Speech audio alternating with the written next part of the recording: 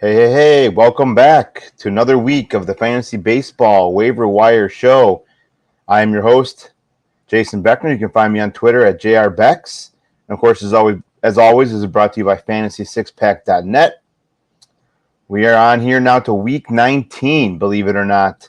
I know it's about, the dog days of August. We're winding down a lot of seasons here. Playoffs are starting. Fantasy football is starting. However, don't let that discourage you. We're still here for your final playoff push in those final Roto League finishes. Again, this is week 19. If you're new here, I'm going to go ahead and go through about 6 names here that should be widely available in many of your leagues. As always, even if you think that they're owned, always go check that waiver wire. You just never know who may have picked up and dropped, who never picked up some of these players. Now, I'm only giving you 6 names you're going to hear today, but we also have a fantasy waiver wire article that goes up on fantasy6pack.net, written by my boy Connor, and that accompanies this video. And within that article, he's going to give you about 100 other names that can help you and give you category-specific names, which could help you obviously for these final pushes in this season. Now, if you want to read that article and get access to that article, you need to head on over to fantasy6pack.net/plans.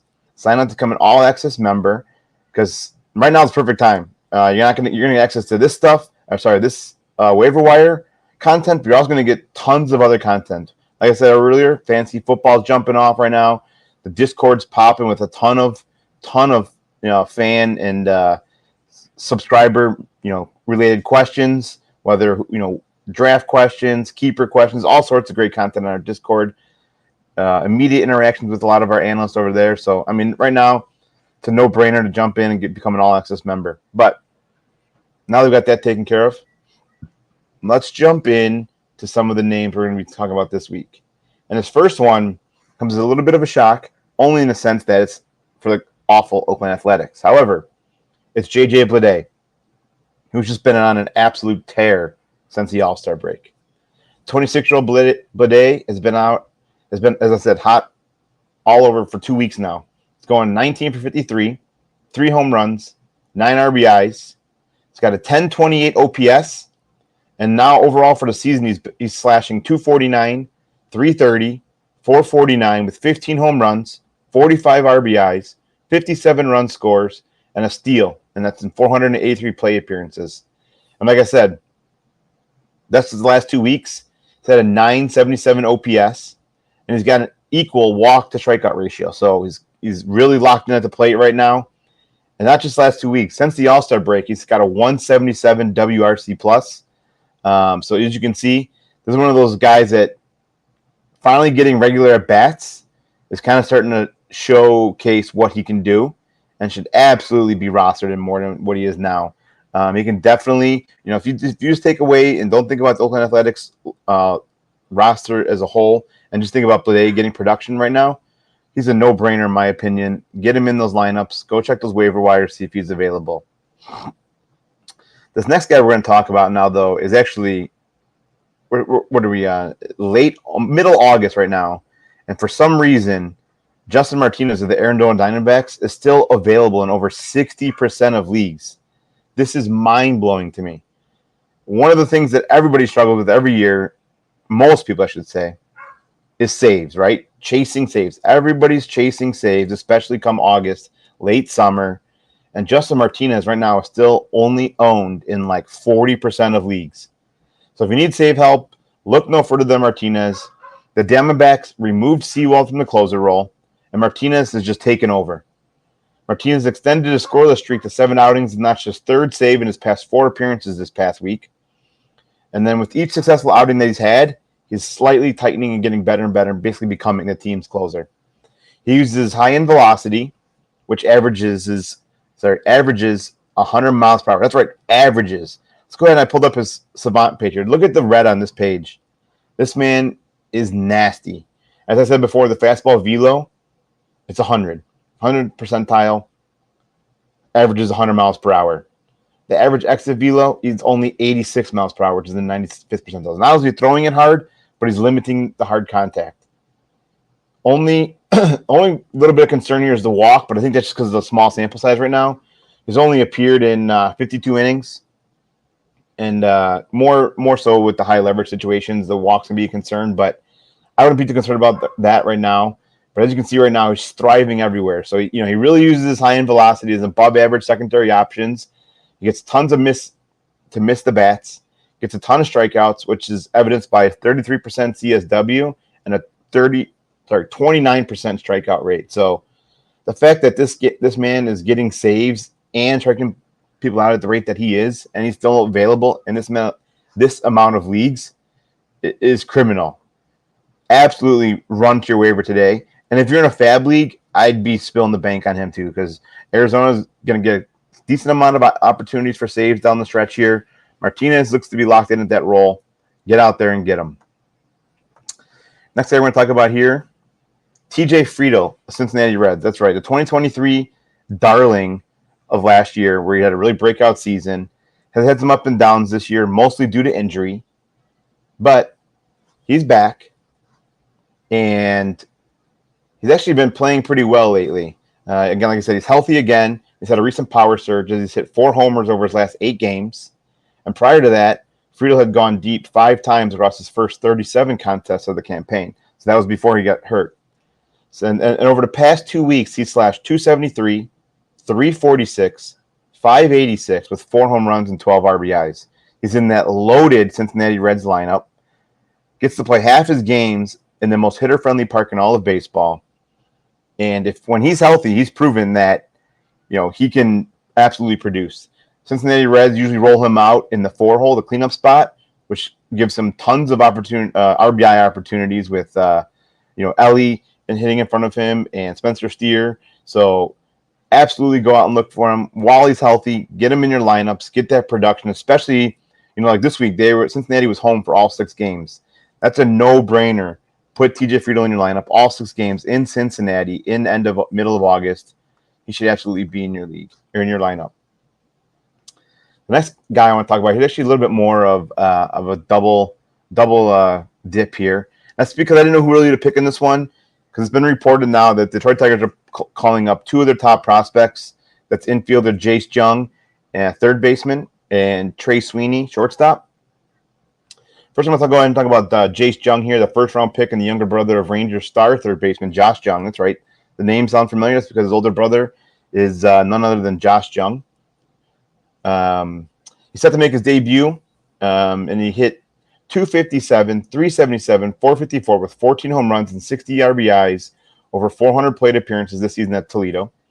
He's got a left-handed swing, and he'll end up being the Tigers' primary third baseman versus righties. The one thing I will caution with him, as any rookie, they may want to ease him in here. I'm not exactly sure what the Tigers' plans are with him. He could just platoon and on a strong side here, but I'd like to see monitor the situation. He's definitely worth a speculation ad if you have the roster flexibility. He brings an above-average hit tool and some power that could be a really nice fantasy boost here at the end of the season. Absolutely grab him on a speculation basis in hopes that he catches lightning in a bottle here and sees his AAA numbers or his minor league numbers transition into major leagues. And now the other guy is his infield co-partner. That's Trey Sweeney, who has slashed 267, 345, 450 with 15 home runs and 20 stolen bases over 100 games at AAA this season. The 24-year-old has played almost exclusively in the minors and should see most of his reps there at shortstop against right-handers. With Javier Baez perhaps limited to the short side of the platoon, we all know Javi Baez at this point in his career. He's pretty much a 2-outcome player, and that's home runs or strikeouts.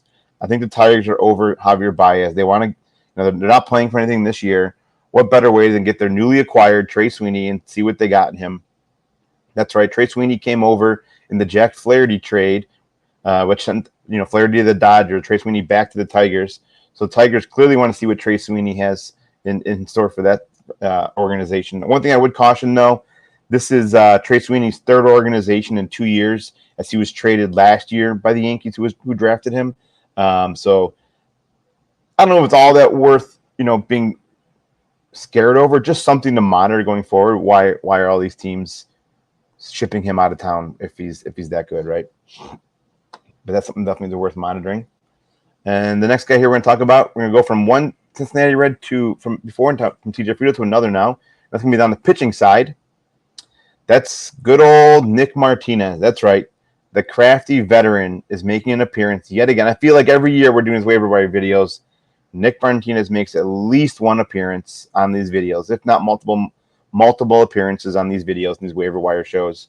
But yeah, Martinez, who's been a little bit of a swingman, has been primarily working as a reliever until recently when he had 2 starts since joining the rotation on August 5th for Cincinnati.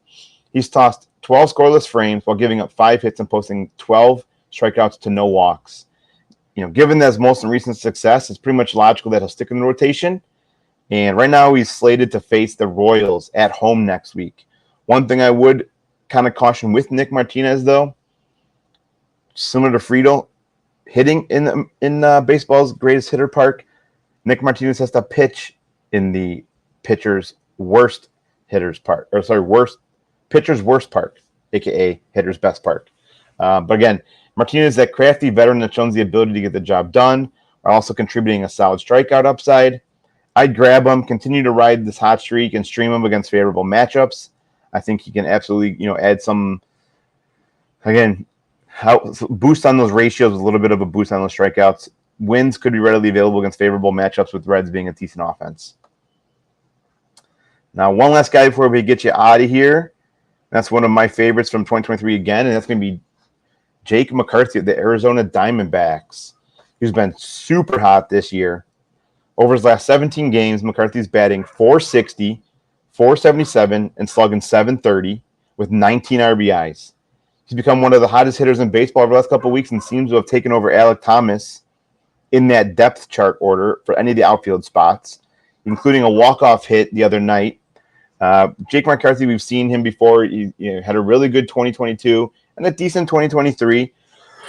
Excuse me. One thing I did want to point out here when we look at his StatCast page, nothing too sexy as far as the advanced statistics go, other than the batting average and WOBA are all better than what he's actually hitting. What he should be hitting. Currently, he's hitting .311, so I mean, he's having as above average hit tool. And the XBA suggests that could stay, as his XBA is at .278.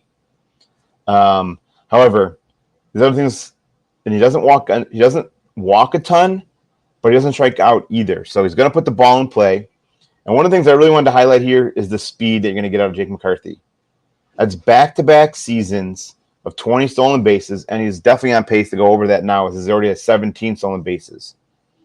The power is not there for Jake McCarthy, but a good hit tool, should score some runs, should drive in some runs, and definitely get you some stolen bases down here. Stolen bases is one of those categories that seems like everybody's looking for come the end of the season. It's one of those counting stats that's kind of all jumbled together in roto leagues, right? Like you can get like 3 stolen bases a day and jump up like 3 points. So definitely Jake McCarthy is someone that I would be looking for out on your waiver wire. And that's going to do it for this waiver wire video. But if all these guys that I showcased here today maybe owned, or you own them, or you're just looking for some more names, like I said at the top of the video, go ahead and jump on over to fantasy6pack.net and become an all-access member. Check out Connor's article because it's really awesome, especially a lot of those leagues that have fab bidding. Maybe you can prioritize certain guys over others by looking at that article. But that's going to do it for me today, and we'll see you guys all next week.